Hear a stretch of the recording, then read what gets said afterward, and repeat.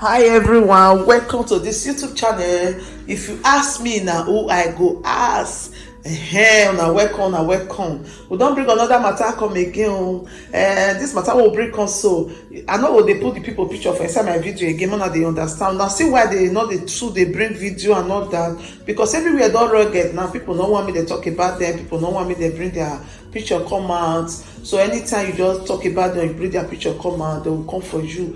And sometimes things they happen when we say everybody need to know. That's why social media dey there. That's why if I dey do my video, I know they like to condemn person. Not be say I can't here can't condemn anybody, but I just want tell us what did they happen. Say see and now two man of God now want talk for I want talk about Oyedipo and this pastor Odumeji. This pastor Odumeji, I don't know that I pronounce his name well, me no first. First of all, I first talk about Oyedipo. Oyedipo, when me want talk about our papa, our papa. You see, for the first time when this Okoro drive us enter house, he remember now do video come say, he say me they come dey pay theater and offering for online. Then later, he can still come out, he can still talk am. The video dey everywhere, So this lockdown is still there when they say many people never see they come out to both for Europe and Nigeria. Now they can't say many people they come out small. People they open markets small. So then our papa come to say, if I thought say they open market, they're supposed to see open church. When they go close church, say maybe they see the open market. As they open market, they go the open church too, which means all these people they get plan. Why government not go say me they open church and they open market? So if they worry, they use and preach. That's why people come they attack am for the comment section. Come they talk say, babe, papa, you get money, you get jet, you get everything. Even though say they say make this lockdown may continue for 2 years, you not go fit stay. Why about people when not get anything at all? So according to him, saying they talk and become many people for constantly they praise God. So people say because say don't they talk about tithe and offering for online and the money now be waiting the AI. He wants maybe say see they collect that tithe and offering, because if you not collect them, the body not go tell them. What if me get to talk for this matter? Be say our papa, I beg, make you try, make you see cool down, make you bear this matter when you take ground. So this Okoro drive for center house, because the lockdown is still there Europe. Even for our Europe here. Now supermarkets and markets now even they open small stores never really they open like that, and they still talking for news say this week when they come, so stores go still they open small like all these clothes shop they fit open small, but they go they give distance. They will know how many people go there inside shop. For Europe here, church it never still open no. So if for Nigeria, no say our own Nigeria government more not talk to any they be for inside. If European people never still let church open, and Nigerian people still say make church not open, you go patient now. I know say now to worship God you dey think for if na that one, you go patient. Not use for say you want to go open church, because according to this our papa now, he say one use for stay open church say because they do pasha. Why don't say make market open, why church not go open? What be the difference thing? The difference be say market na where person they go chop physical food. Church na spiritual food, but not be every church na person they shop that spiritual food. Bible say that shall not live by bread alone. I know, but some churches now not be all na be church now. Now few na be church now. I know they judge any church, but our papa, I beg make you patient. No use force to go open a church, because they sit talk and say police they give you warning. Now the post that they put for yes, so police don't give you warning, don't tell you say anything will make you open church, say they go carry you go kiri I don't know that they go retalk out, and so that our country build, or thought say they will do something last they not go do the thing. So my people, now that one say make I can't tell you now, because I do the video of when you talk about tithe, when you remember still come and say they talk about tithe, I do the video that time, and this one still happen. So now say make I still bring up this story come, make una still listen. Say he say one use force to go open church, then police give am one, he say anything will make you use force take go open when they never put the law say make church open, only market go open, they go arrest am. You sure say they go really arrest am, or you sure say they not go do am? Our country police people, they know they use their water they plant corn. Now that one be our papa Oyedepo. Then the other pastor Odumeji, I dey always dey see am people dey put a picture where a video, I dey watch a video sometimes. They always dey bring money come church, dey spray money and all that. So then they come dey talk now say that they plan, they never arrest am. Una lis ten well, hey, beer, you know dey my handprints. They say that they plan to go arrest this man now. This Odumeji pastor, so now prophet, say that they plan, they want go arrest him because the way it take they throw away money every time, they abuse Nigeria currency. My people, I know say no beside they support this pastor na know me now, but I just they want bring us some points come on and see look how whether I talk and well or I not talk and well. All of us will dey here to come discuss this matter. This person na true writing. Now we'll take discuss and this one not be live.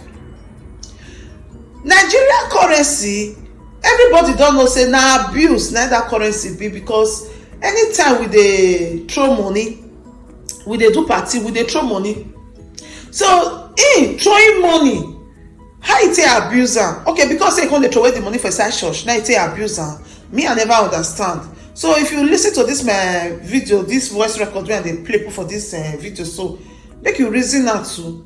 Now because of say in dey throw away money, that be the abuse. Because we dey do party for Nigeria now, everybody know say na so we dey spray. Even Oyibo people sef, they don't even dey invest. They say why would they throw away money like this? Say we're not supposed to dey throw away money. We say na our culture. Say na so we dey do am for our culture. Say e no mean anything. Say if you throw away the money, throw away the money. One person come say gather the money, put for inside bag. So how come you come be say this pastor now, Odumeji pastor, sorry if I not pronounce your name well, say because say they spray money, if they abuse this thing, so now don't they think am now say una wan come arrest am.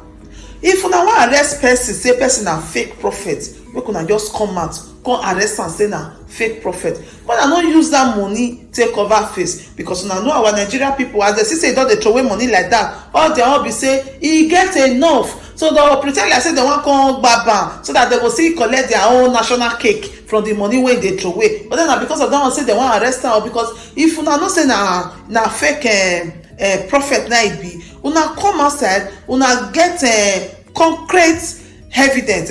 Na so you both talk me and not cut my tongue. Una take carry and go kiri. Say because say if they abuse money, now because of that one, now I want take carry and beg. My Nigeria people, make una reason again, because we don already know say our money na so we take dey throw away money anyhow for party, after we still pick am, and na inside church na for still do am.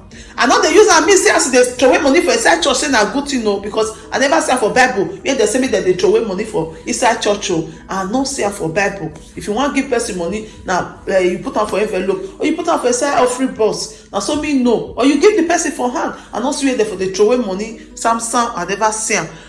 So now be say I dey support am, but if you say make we follow the law as our people dey claim now, say they wan come arrest am because of that one, not be only one dey throw away money like that. People dey throw away money. I not say na real prophet of God o, I no know am, but now the matter na carry me come. If another matter of a pastor or prophet come say e get wetin e do, and be say I see say e no good, I wan still shook my mouth put, I go still shook my mouth put. But this very one wey me don see so, where they say they wan arrest am because say they throw away money, me I no see any reason for that one, because na so we dey throw away money. But if they say na because say na inside church na e dey throw away the money, na make they wan arrest am, I fit still see reason with am, because e no dey for Bible like that.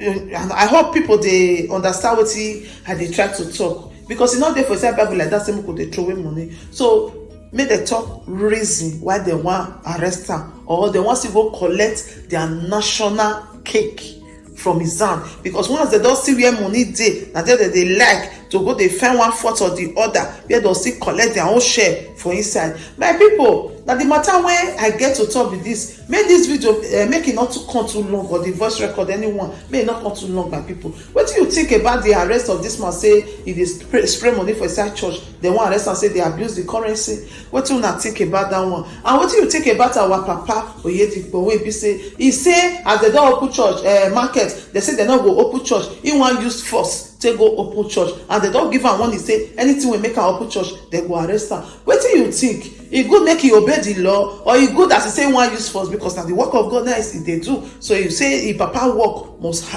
surely come to pass. So wetin una think for these two matter wey me table for here? Abeg my lovely people, make una leave una comment for there. Una comment e matter well for me wey be say e put this video. I wan see una opinion too, so that me go still clarify wetin me dey think. And again, una comment e matter well for people wey go see waka kporokere click this video go see your comment for there. If you see teach somebody lesson, so abeg if you dey put comment with your opinion and reason why, the reason of that your comment, so that everybody go understand. Me too, when still do the video, me go understand. And I dey use God dey beg you, say this channel now, if you ask me now, I go ask. If you know say you never subscribe for this channel, abeg use this opportunity, just click that red button wey dey there. If you just click am, bell go just come out. Na 3 now dey come out for inside. The very first bell wey dey, when say oh, you go click that one. Anytime we put video for here, you go dey see the video. You no go miss any of our video.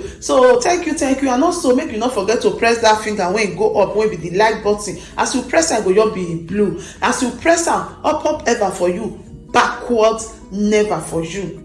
Abeg make you not see forget, make you share this video, share am to all your social media network, so that people they will see, no say see wetin dey happen. They will see the comments, say okay, see wetin come happen, say as they come waka or whatever. They will see understand, so people will know wetin dey happen for the country. So share this video to all your social media, I beg you. As you dey share this video, so you know say you dey support us. And I always dey pray for people when they support me, that Almighty God will support them everything when they do for their life. Thank you so much. God bless you. See you on our next video. I remain your sister, your pikin, your girl, your omomo, anyone you call me, I dey there for you. Thank you. See you on our next video. Ciao.